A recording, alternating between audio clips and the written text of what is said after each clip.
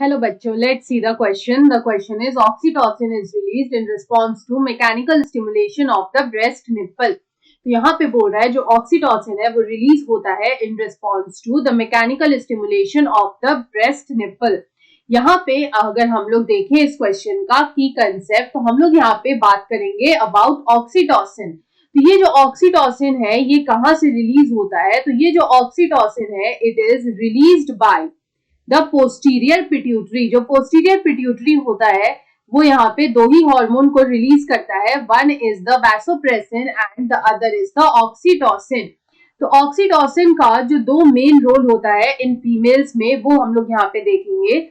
तो यहाँ पे ये जो ऑक्सीटोसिन हार्मोन होता है which is released by the posterior pituitary, इसका दो मेन फंक्शन होता है. The first function is the contraction of the smooth muscles. जो यूट्रस का जो स्मूथ मसल्स होता है उसमें ये कॉन्ट्रैक्शन कराता है.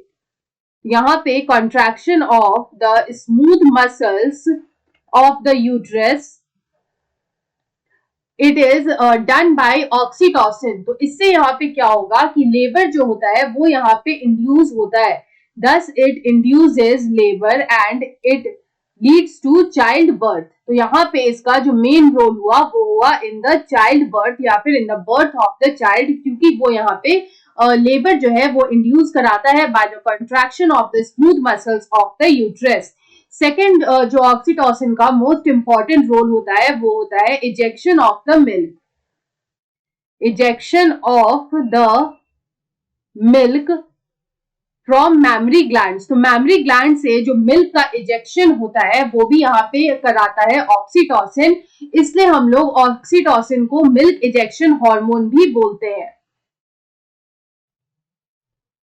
तो यहाँ पे अगर हम लोग देखें तो ये जो ऑक्सीटोसिन है वो किस तरह से यहाँ पे काम करता है कि जब यहाँ पे जो निपल्स होते हैं, ब्रेस्ट में जो निपल्स होते हैं उनमें जब स्टिमुलेशन होता है तो यहाँ पे we will say that the nipples which are present on the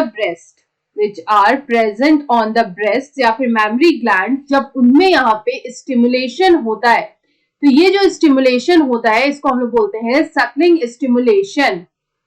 It is known as suckling stimulation which is done by the newborn baby. The suckling stimulation is done by the newborn baby. तो यहाँ पे क्या होता है कि जो oxytocin है it is released और जो मिल्क होता है and the milk is ejected. Along with the ejection of milk यहाँ पे क्या होता है कि physiological changes भी हमें देखने को मिलते हैं. Some physiological changes occurs and यहाँ पे फिर होगा more production of the milk, and here we will see more production of the milk.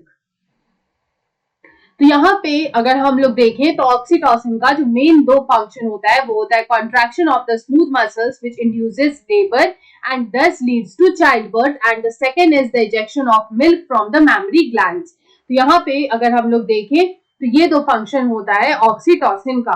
I hope you understood it well. Best of luck.